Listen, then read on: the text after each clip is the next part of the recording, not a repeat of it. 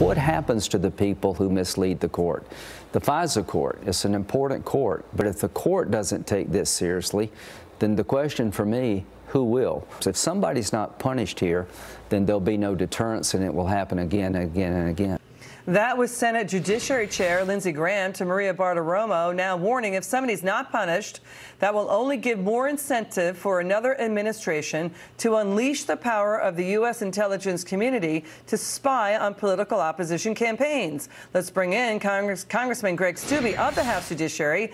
Great to see you, sir. Thanks for joining us. Is Senator Graham right? Is Senator Graham right here?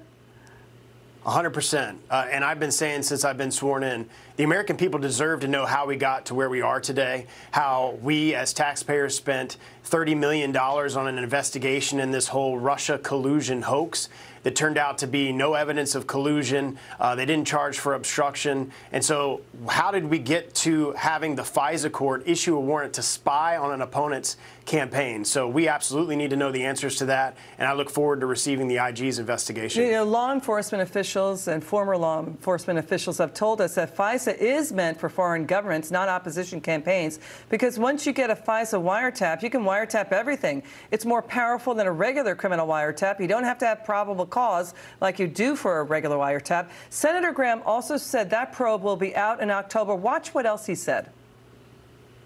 I think it'll probably be around October. My #1 goal is to declassify as much as possible so you can see what really happened. What's taking so long to declassify? It took so, you know, this ripped the country apart for 2 years. The American people have a right to know. Why is it taking so long to declassify? Well, I think the IG is going through his investigation, and once that investigation becomes public, then the DOJ, the Department of Justice, will decide what to declassify and what not to declassify.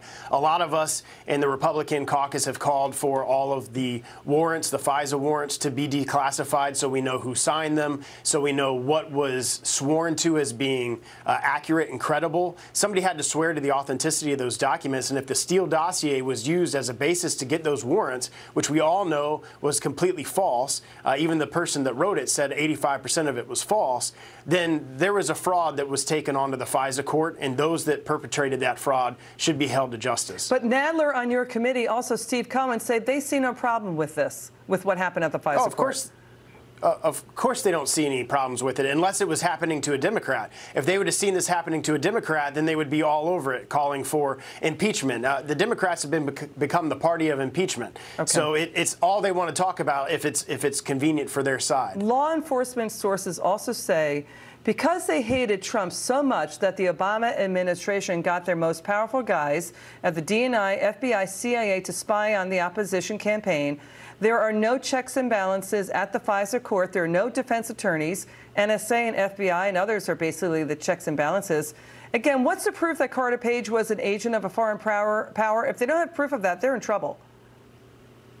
Yeah, and you know, a lot of people don't agree with the fact that we have a secret court that decides all these things. And if there is evidence, which there appears to be, if there is evidence not shown that was exculpatory in nature to the FISA court, whoever didn't provide that exculpatory information perpetrated a fraud on the FISA court, and I'm sure those judges aren't very happy about that. They're supposed to be that check. Right. Senator Graham is also asking if President Obama knew that the FBI and DOJ were investigating the Trump campaign, and if and if he knew, what did he do about it? Because every president, including President Obama, according to our sources, they get a threat matrix in their usually daily briefing that would show all the probes going on. Do you think President Obama knew about this? I would be shocked if he didn't know about these things going on and these things being investigated. I would think that if these decisions were being made at the highest level in the FBI and the DOJ, that he absolutely would have been briefed on these things. And that also calls into question a lot of these issues. Republican Greg Steube of House Judiciary, thank you so much, sir. Come back soon. Yeah, thanks for having me.